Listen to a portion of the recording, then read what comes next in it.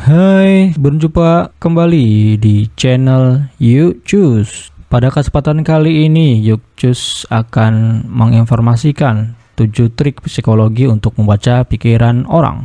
Pernahkah kamu mendambakan kemampuan super seperti membaca pikiran orang lain? Namun bagaimana jika kemampuan super tersebut ternyata memang dapat dikembangkan oleh setiap individu manusia? Lansir dari Brightside, pikiran terkadang dapat diterjemahkan atau dibaca melalui body language, atau istilahnya apa yang tampak secara kasat mata besar kemungkinan merupakan pancaran dari apa yang terpendam di dalam diri kita, seperti pikiran.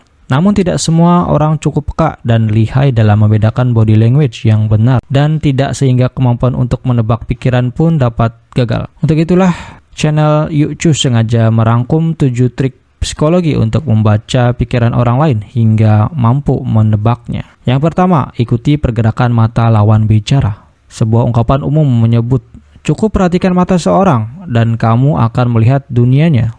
Benar sekali, kedua bola mata seorang cenderung tidak dapat menyembunyikan kebenaran yang ada, atau spesifikasinya sulit untuk berbohong.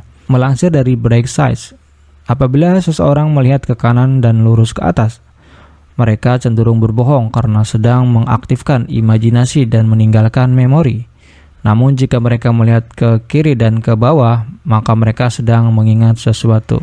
Yang kedua, kebiasaan mengangguk secara berlebihan. Ketika berhadapan muka dengan seorang, kamu pasti cukup penasaran dengan apakah topik pembicaraan sedang kamu bawakan benar-benar disukai atau tidak. Tahukah kamu hal tersebut dapat kamu sadari melalui kebiasaan seseorang mengangguk? Dari body language, seseorang yang mengangguk berulang kali atau berlebihan besar kemungkinan tidak terlalu tertarik. Pasalnya, mereka cenderung meragukan kemampuan untuk benar-benar mengikuti petunjuk sehingga memutuskan untuk banyak mengangguk. Yang ketiga, mengidentifikasi senyuman palsu. Sebagian besar dari kita akan merasa tersanjung apabila berhadapan muka dengan orang yang suka tersenyum.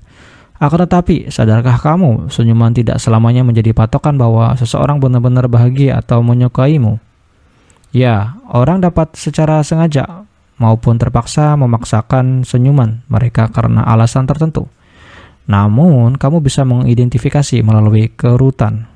Apabila tidak terlihat kerutan pada permukaan wajah lainnya saat seseorang tersenyum, besar kemungkinan orang tersebut memasang senyuman palsu. Yang keempat, kecenderungan seseorang mengatupkan rahang. Bagaimanapun juga, hidup tidak akan pernah mungkin bisa lepas dari rentetan masalah yang akan terus bermunculan. Terkadang kamu dapat menghadapinya dengan lapang dada. Namun tidak jarang masalah-masalah tersebut menyebabkan stres. Nah, rahang yang terkatup nyatanya menjadi tanda seseorang stres. Ya, apabila seorang terbiasa mengatupkan rahangnya baik saat sedang seorang diri maupun ketika bersosialisasi, kemungkinan besar ada rentetan pikiran di otaknya yang membuat stres. Yang kelima, ekspresi yang sebenarnya dipaksakan.